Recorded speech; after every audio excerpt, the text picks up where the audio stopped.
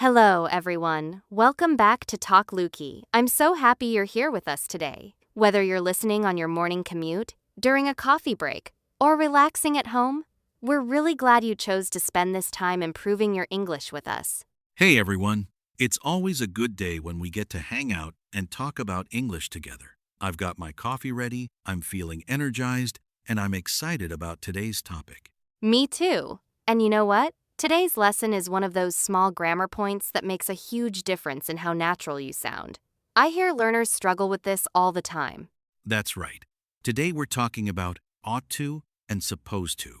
These two expressions are super common in real English, especially when we give advice, talk about expectations, or describe responsibilities. By the end of this episode, you'll know when to use ought to, when to use supposed to, how they're different, how to make negatives, and how to use them naturally in daily conversation. And here's a question for you before we start. Have you ever felt confused about the difference between should, ought to, and supposed to? Tell us in the comments. We'd love to know what's tricky for you. Yes, and if you enjoy learning practical, real-life English with us, don't forget to like this episode and subscribe to Talk Luccy so you never miss a new lesson. All right, let's jump right in and start with the basics of ought to. So let's begin with ought to. This is a modal expression we use to give advice or say what is the right thing to do. The structure is very simple. Subject plus ought to plus base verb. For example, you ought to study more. Exactly. Let me give you a few examples. You ought to call your mom. We ought to leave now if we want to be on time. He ought to apologize. They ought to save some money. Notice something important here. After ought to, we always use the base form of the verb, not to studying or to studies, just the base verb. So we say, you ought to study, not you ought to studying. Right. And in daily life, we use ought to when we want to sound a little thoughtful or moral, like we're talking about what's right or best. For example, I might say, I ought to exercise more. That's advice to myself. I say that all the time. I'll be sitting on the couch, eating snacks, and I'll think, I really ought to go for a walk. It's like I know the right thing to do, even if I don't do it. So true. Let me ask you something. If your friend is always tired because they sleep at 2 a.m., what would you say? I'd say, you ought to go to bed earlier. That sounds natural and caring. Great. Now let's talk directly to our listeners. Imagine your friend wants to improve their English. What advice can you give using ought to? Say it out loud right now. Maybe something like, you ought to practice every day. Yes, speak it out loud. Don't just think it. Your mouth needs practice too. Now let's look at the negative form. To make it negative, we say subject plus ought not to plus base verb. For example, you ought not to smoke. He ought not to drive so fast. We ought not to waste so much time on our phones. In real conversation, though, ought not to sounds a bit formal. Many people prefer shouldn't, but you might still hear ought not to in more serious or careful speech. That's a good point. Also, we don't usually use ought to in questions. It's possible, like, ought we to leave now? But that sounds very formal and old-fashioned. So, in everyday English, we mostly use ought to for positive advice statements. Let's try one more quick practice. Can you give advice to someone who spends too much money? Say it using ought to. You might say, you ought to make a budget, or you ought to save more. Perfect. So to summarize this section, ought to means it's the right thing to do. The structure is subject plus ought to plus base verb. Negatives are ought not to, but they're less common in casual speech. That's the foundation. Now, let's build on it and talk about supposed to. All right, now let's move on to supposed to. This one is very common in spoken English. The structure is subject plus am, is, are supposed to, plus base verb. Yes, and that am, is, are part is important because supposed to works like an adjective phrase. For example, I am supposed to meet my boss at 3. She is supposed to call me. They are supposed to finish the project today. We use supposed to talk about expectations, rules, or plans. Sometimes it's about what other people expect from us. For example, I'm supposed to wear a uniform at work. Or rules. You're supposed to stop at a red light. That's not just advice. That's a rule. Exactly. So here's a key difference. Ought to is more about moral advice, or what's right. Supposed to is more about expectations, rules, or arrangements. Let's do a quick comparison. If I say, you ought to see a doctor, I'm giving advice. But if I say, you're supposed to see the doctor at 10 a.m., that means you have an appointment. That's such a clear difference. Here's another example from real life. I'm supposed to be at work by 9. That means it's expected. Maybe it's the company rule. And sometimes we use it when we didn't do something. For example, I was supposed to call you yesterday. That means I planned to, or it was expected, but maybe I forgot. I use that one a lot. I was supposed to go to the gym. It usually means I didn't go. Let's talk about formality.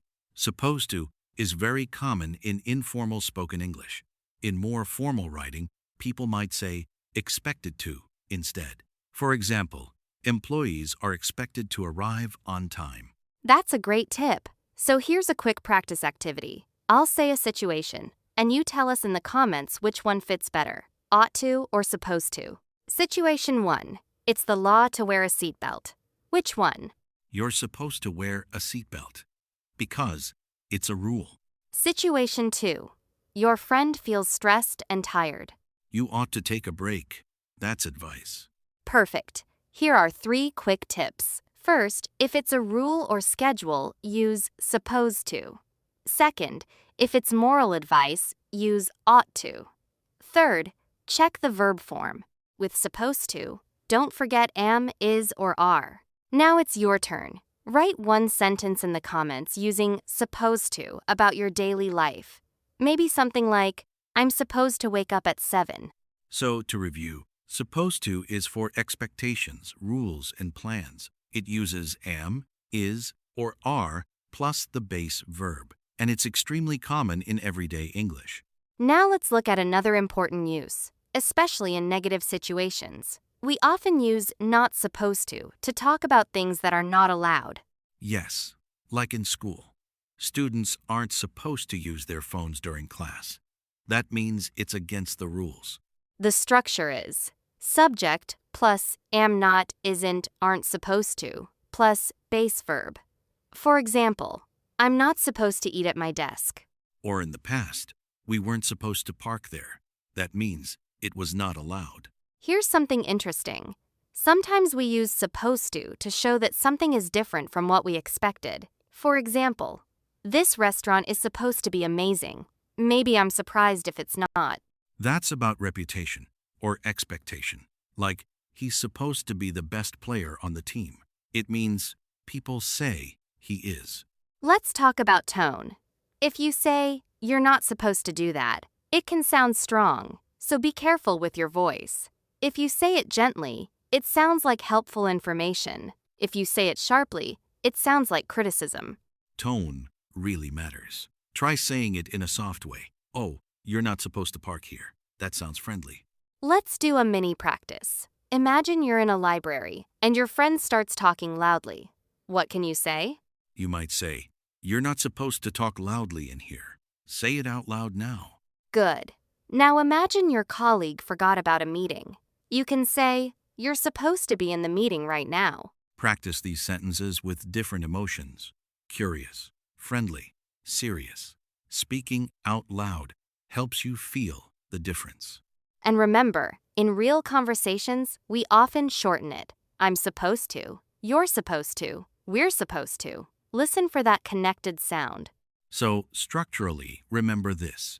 Ought to is subject plus ought to plus base verb. Supposed to is subject plus be plus supposed to plus base verb. And the negative of supposed to is very common for rules. That's your full picture of how these expressions work in everyday life. All right, let's talk about some common mistakes. And trust me, We've all made them. Oh yes, I definitely have. Mistake number 1. Forgetting the verb be with supposed to. Some learners say, I supposed to go. That's incorrect. The correct version is, I am supposed to go. You need the verb be. Without it, the sentence is incomplete. Why is it wrong? Because supposed is not a main verb here. It's part of a phrase that needs am, is, or are. Mistake number 2. Using to twice. Some learners say, you ought to study. That extra to is wrong. After ought, we only use one to plus the base verb, so it's ought to study, not ought to study. Mistake number 3. Using ing after these expressions. For example, I'm supposed to, going, or you ought to, studying. That's wrong because both expressions are followed by the base verb. No ing, always the base form. Here's mistake number 4. Confusing ought to and supposed to in meaning. For example, saying you ought to stop at a red light. It's not wrong, but it sounds more like moral advice than a traffic rule. A better choice would be, you're supposed to stop at a red light because it's a legal rule. Let's do a quick correction practice. I'll say the wrong sentence, and you fix it. She's supposed to call me. The correct sentence is, she is supposed to call me. Next one. We ought not study so late. It should be, we ought not to study so late. Don't worry if you've made these mistakes before. That's normal. We learn by trying, by speaking, and yes, by making errors. I've said so many awkward sentences in other languages. It's part of the journey. So, practice correcting these mistakes out loud. That's how you make the structure automatic. Now it's time for interactive practice. We're going to do choose the correct sentence.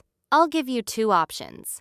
Situation 1. It's company policy to wear an ID badge. A. You ought to wear an ID badge. B. You're supposed to wear an ID badge. The better answer is B. You're supposed to wear an ID badge. Because it's a rule.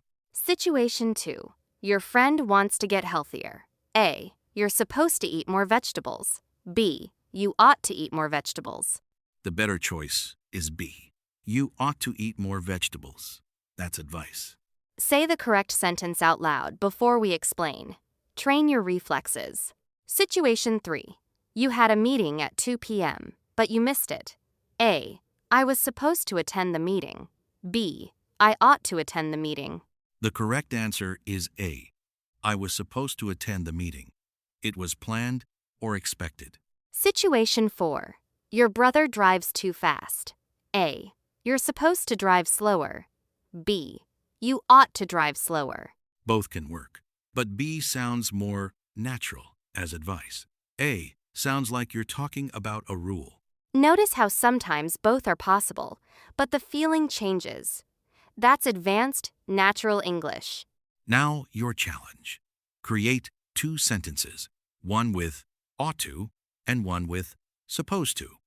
Say them out loud and write them in the comments so we can read them. Remember, real conversation is more important than perfection. Use it, try it, and improve step by step. Wow, we covered a lot today. Let's quickly review.